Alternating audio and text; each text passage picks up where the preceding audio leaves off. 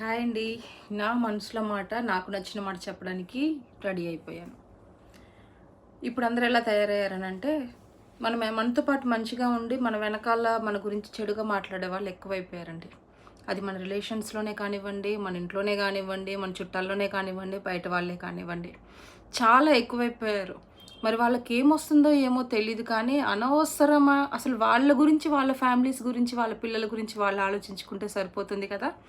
వాళ్ళు ఏం చేస్తున్నారో, వీళ్ళు ఏం చేస్తున్నారో, వాళ్ళకి ఫోన్లు చేయటం, వీళ్ళకి ఫోన్లు చేయటం, కాన్ఫరెన్స్లు కలుపుకోవటం, అసలు ఎంత టైమో వాళ్ళకి. అసలు మన టైం మనకి పొద్దున్న లేచి రోజంతా పనులు చేసుకొని జాబ్లోకి వెళ్ళి పని చేసుకోవడానికే సరిపోవట్లేదు. వాళ్ళకి అసలు అదే బాధండి.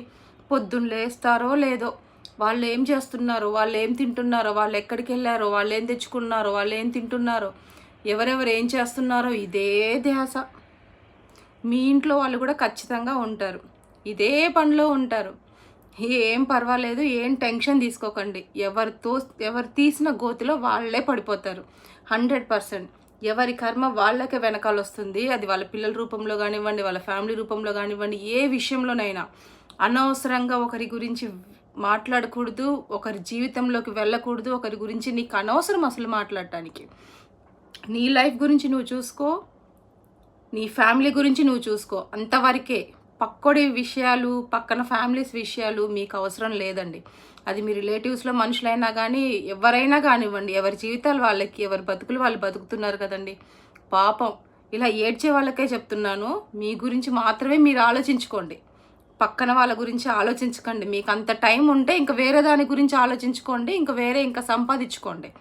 అంతేగాని అనవసరంగా ఒకళ్ళ మీద ఏడ్చి ఒకళ్ళు నాశనం అయిపోవాలని కోరుకుంటే పైన దేవుడు ఉన్నాడు, జాగ్రత్త. ఓన్లీ ఎవరు చూడట్లేదని అనుకోవద్దు, చూస్తున్నాడు. నువ్వు నమ్మిన దేవుడే నీ వైపు చూస్తాడు, చూసుకో, జాగ్రత్త. బాయ్. మన ఫ్యామిలీలో కూడా ఇలా ఉంటారు కదండి. మీ ఫ్యామిలీలో కూడా ఉంటే మీకు నచ్చితే ఈ మాటలు ప్లీజ్ ఒక లైక్ చేయండి.